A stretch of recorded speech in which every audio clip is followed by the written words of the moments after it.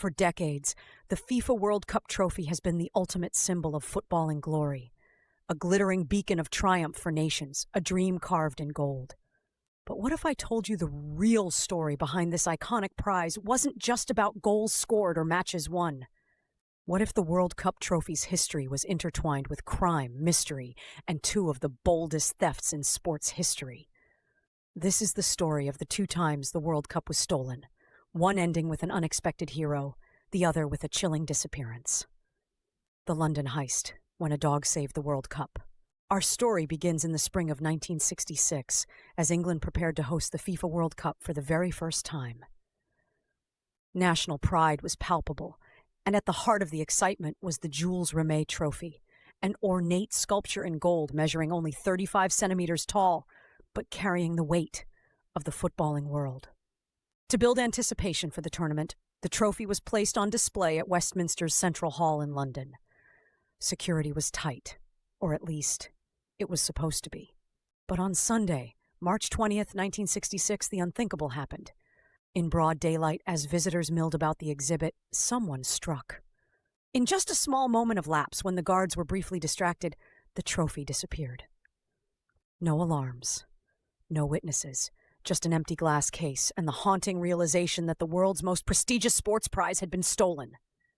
National pride was palpable.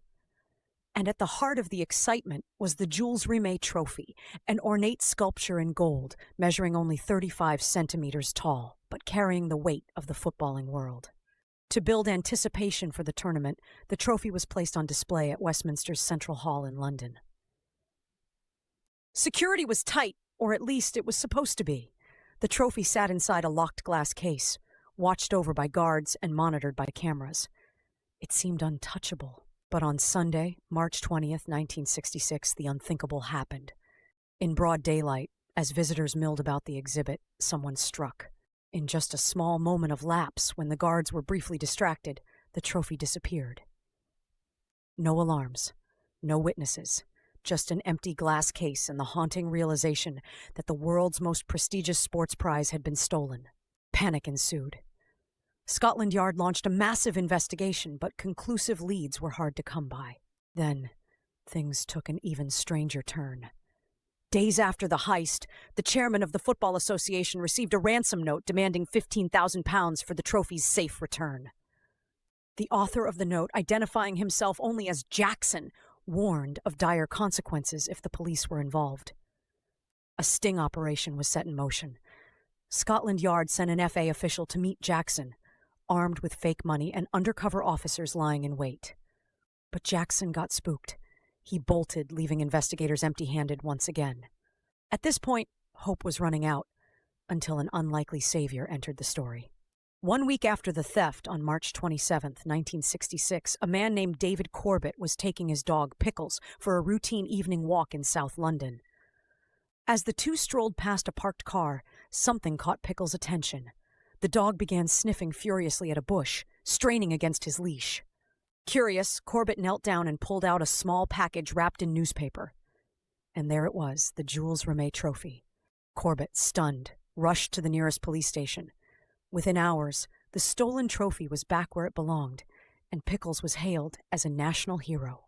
The scrappy black and white dog became a global sensation, receiving medals, invitations to events, and even attending the World Cup final, where England triumphed in extra time.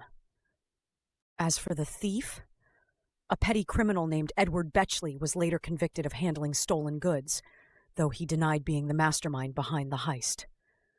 To this day, the identity of the person who actually took the trophy remains an unsolved mystery. In 1970, after Brazil's third World Cup victory, FIFA awarded them permanent ownership of the trophy, as per tradition. The cup was enshrined in the headquarters of the Brazilian Football Confederation, a place deemed secure with bulletproof glass and alarm systems. But no amount of glass or faith could keep the trophy safe. It was the night of December 19th, 1983, when thieves executed their plan. Breaking into the headquarters after hours, they headed straight for the famous trophy display.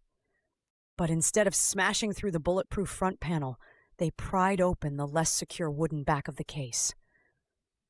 Within minutes, they were gone, carrying away the priceless symbol of football's greatness. Once again, chaos erupted. Brazilian authorities scrambled to recover the trophy, launching one of the largest sports-related investigations in history. They arrested a handful of suspects, a group of low-level criminals. But by then, it was too late. The trophy was gone, not in hiding somewhere, waiting to be recovered like before.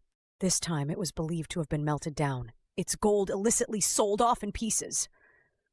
The Jules Rimet trophy was lost to the world, an irreplaceable treasure gone forever. The double thefts of the Jules Rimet trophy forced FIFA to rethink how they safeguarded football's greatest prize. A new World Cup trophy was created in 1974, and it remains in use today. But unlike its predecessor, this trophy never leaves FIFA's vault. Victorious teams receive only a replica, while the real prize is guarded like a crown jewel, protected by 24-hour security.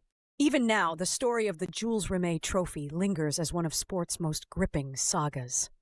Twice stolen, once found, once lost forever.